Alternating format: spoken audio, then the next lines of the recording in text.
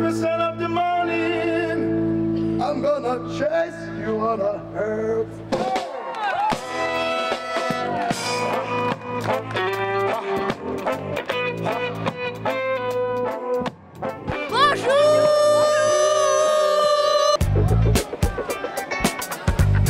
Bienvenue sur le FIC Junior. Je vous explique, on était tranquillement installés à 8h30 en train de se préparer. Et là, c'est même pas une marée, c'est même pas une horde, c'est un tsunami, c'est je sais pas quoi. Vous avez compris que je vous accueille à la gare de Saint-Denis-des-Vosges à l'occasion de l'inauguration de la carte console de l'IGN. Il est normal qu'un festival de géographie, on puisse le démarrer par une carte. Et IGN, depuis 19 ans, nous accompagne à fabriquer la carte qui correspond bien au thème de l'année. On vient d'Épinal. D'Épinal ? Et c'est votre lycée qui vous invite ? Oui, c'est ça. Et vous êtes déjà venu au festival ? Non, c'est la première fois. D'accord, et ça vous enchante ? Vous êtes content ? Eh ben oui, ça a l'air sympa, donc on va aller voir, ouais. Et qu'est-ce qui vous intéresse au festival ici ? Il y a toujours des spécialistes qui viennent parler de sujets, ça nous permet de se remettre, qu'on enseigne, et du coup ça nous permet de nous remettre à jour aussi sur certaines choses. Et vous êtes professeur de quoi ? Histoire géo. To be or not to be, telle est la question. Et la réponse, c'est Louis Marou qui nous l'apporte. Dans un atelier en plein air au parc Jean Mansuy, il nous parle des abeilles et de sa passion, l'apiculture de loisir. Les hommes ont réussi en quelque sorte à apprivoiser une variété parmi des milliers. Nous sommes très reconnaissants à l'Éducation nationale de soutenir le festival avec autant de constance et de détermination. Et je vous souhaite tout simplement un beau festival en espérant que, au-delà du parcours fléché qui est organisé sur cette journée, vous aurez l'occasion de vous attarder dans notre belle ville de Saint-Dié-des-Vosges. Bonjour à tous, aujourd'hui nous nous sommes rendus au Festival international de géographie et nous allons tout de suite nous rendre à une conférence présentant les enjeux du numérique à l'école dans le domaine du monde animalier. Réfléchir à comment est-ce qu'on peut exploiter les ressources scientifiques du côté professeur du site Géoconfluence, mais également comment est-ce qu'on peut arriver à les didactiser pour les rendre parfois accessibles aux élèves. Non, on n'est pas venu, mais...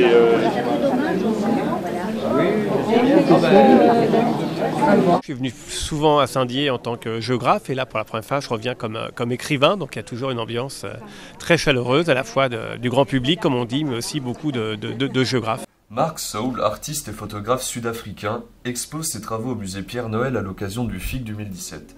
Ce vernissage illustre les questions sociales complexes que traverse l'Afrique du Sud.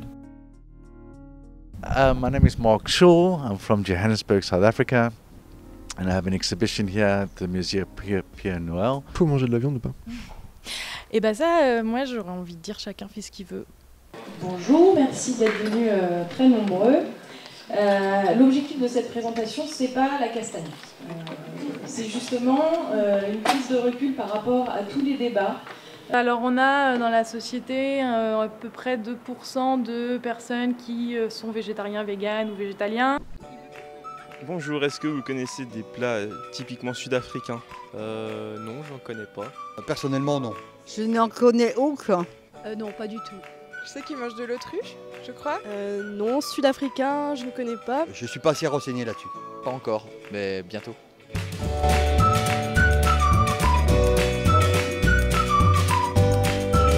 Donc, et il me semble que sur le plan culturel, ce qui raconte le mieux un pays, bon, bien sûr, c'est le foot, tout ce quoi, le rugby, mais c'est quand même la nourriture. Voilà.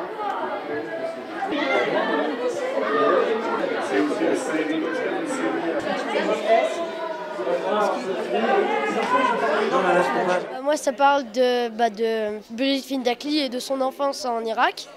Et du coup, c'était vraiment passionnant parce qu'elle a eu vraiment beaucoup de choses dans sa vie, des coups d'état, tout ça. Et ça m'a vraiment passionné, donc j'ai beaucoup aimé. Comment ça s'est passé cet entretien, cette conférence avec des élèves de primaire? Alors moi j'étais très impressionnée par leur côté quand même professionnel. Il y avait les deux animateurs qui s'exprimaient dans un français tout à fait châtié, correct, etc. Qui avaient vraiment préparé leur truc.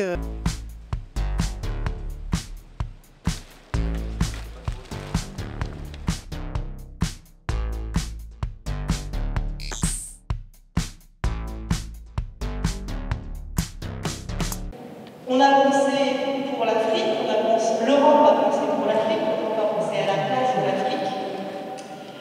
Et on a bien du mal, je trouve, à sortir de ce paradigme-là. Des tonnes et des tonnes de sachets de plastique ici et là qui sont circulés par le vent. Eh bien, ça, c'est le contraire du développement. Je suis biogéographe et je m'intéresse beaucoup à la nature, en particulier à la nature dans la ville. Et aujourd'hui, j'ai souhaité, donc, pour les enfants, lancer un message sur le lien, la connivence qui existe entre la nature et les animaux dans la ville. L'an dernier, pour ceux qui étaient là ici, nous avions rappelé la place considérable des questions de développement durable dans les nouveaux programmes des cycles 3 et du cycle 4. Nous en sommes extrêmement satisfaits.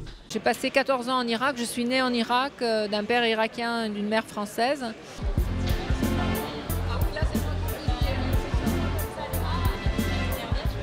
En fait, donc, je suis coloriste de bande dessinée.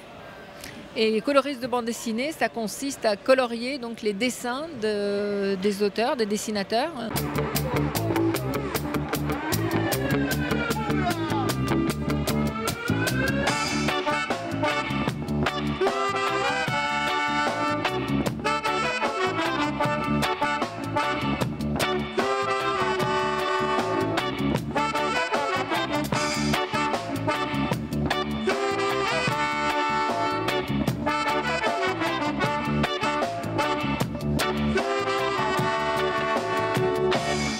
Spécialement destiné à nos jeunes bambins, avec la création d'un festival de la bande dessinée.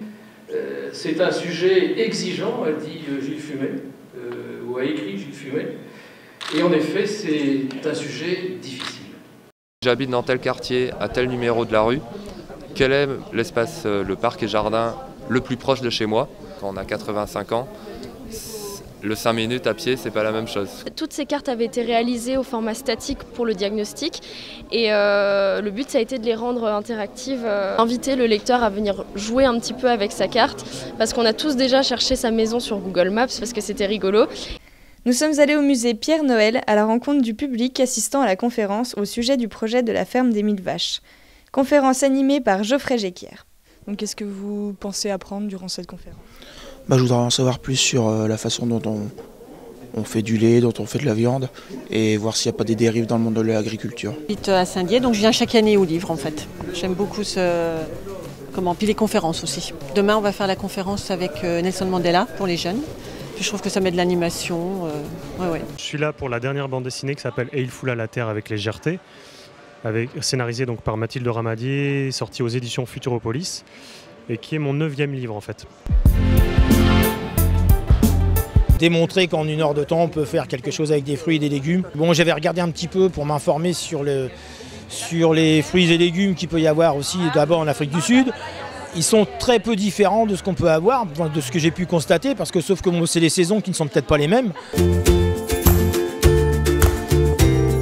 Moi j'aime bien la thématique du Salon de Saint-Dié, Festival international de géographie. C'est le seul en France à ma connaissance où l'on parle de la géographie. Et la géographie c'est très important. Aujourd'hui vous êtes à Strasbourg, qu'est-ce que ça vous fait un peu d'être au FIG mais à Strasbourg ?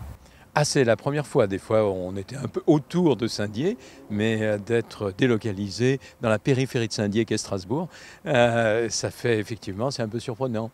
Mais c'est quand même d'être au cœur de l'Europe.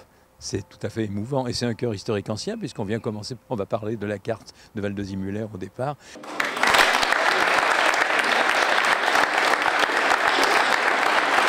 Vous l'avez écrit quand, ce livre ? Je l'ai écrit l'année dernière, il est sorti assez rapidement.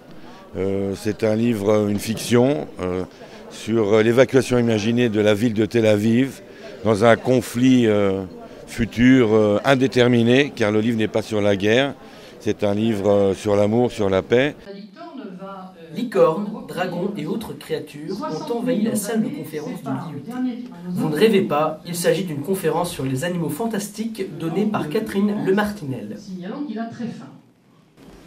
Je suis venue à ça parce que j'ai toujours été un peu passionnée par tout ce qui était imaginaire.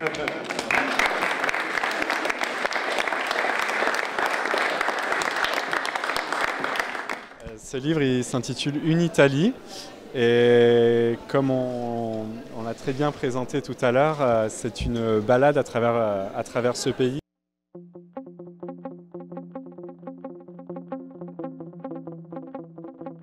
Michel Pastoureau, président du FIG et écrivain, a présenté à la mairie de Saint-Dié une conférence sur son livre « L'ours, histoire d'un roi déchu ». Ce livre et cette conférence ont traité des rapports que l'Église et l'ours ont pu avoir, notamment une diabolisation systématique de l'ours et des massacres en tout genre.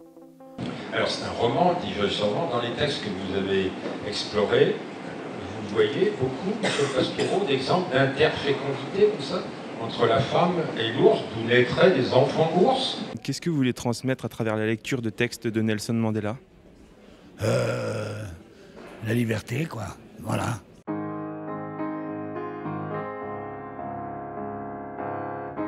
Est-ce que vous venez plus pour Richard Bohringer ou pour Nelson Mandela ? Je dirais que les deux vont très bien ensemble. Pour les deux. À la fois Mandela, qui est un peu une figure de l'Afrique du Sud et de la lutte contre l'apartheid, et aussi pour Richard Bohringer, qui est une voix.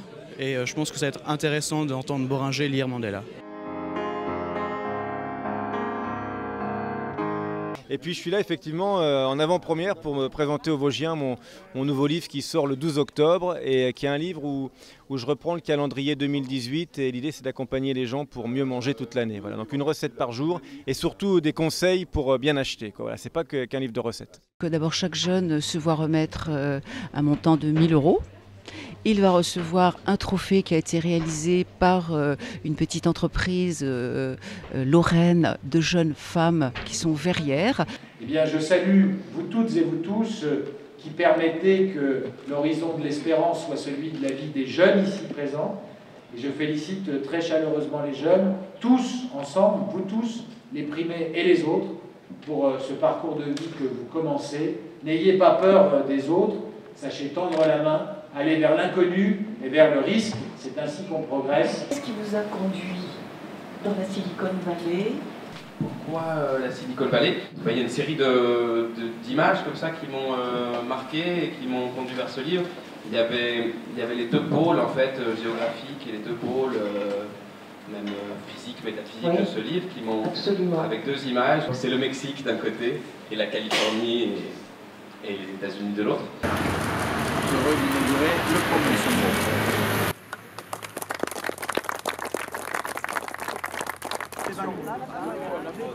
Je suis retraité toute ma vie, j'ai fait des statistiques, j'ai fait beaucoup de cartes géographiques, etc., la répartition de la population et des choses comme ça. À la retraite, je me suis mis un peu à la pâtisserie. J'ai trouvé chez un marchand de fournitures pour pâtisserie des cadres en forme de carte de France, carte d'Afrique, etc.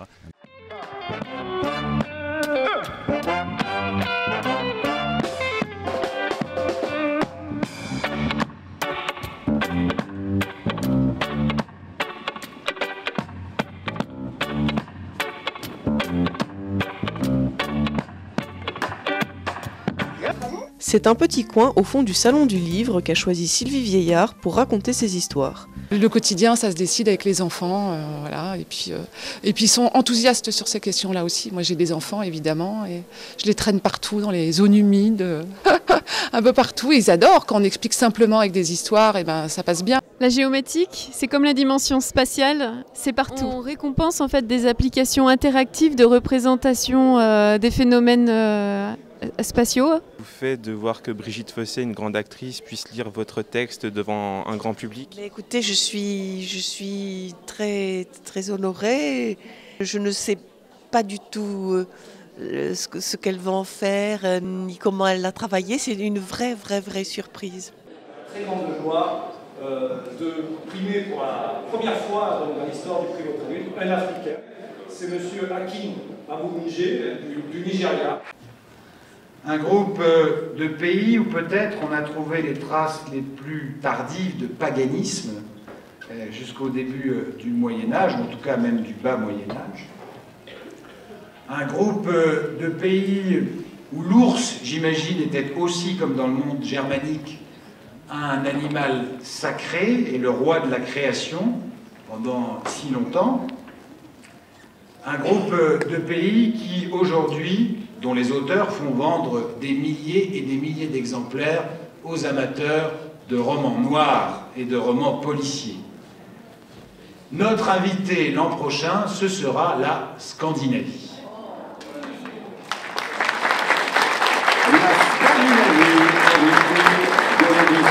Numéro 29 du Festival international de géographie de Saint-Dié-des-Vosges. Le sujet, il se résume en 3 mots.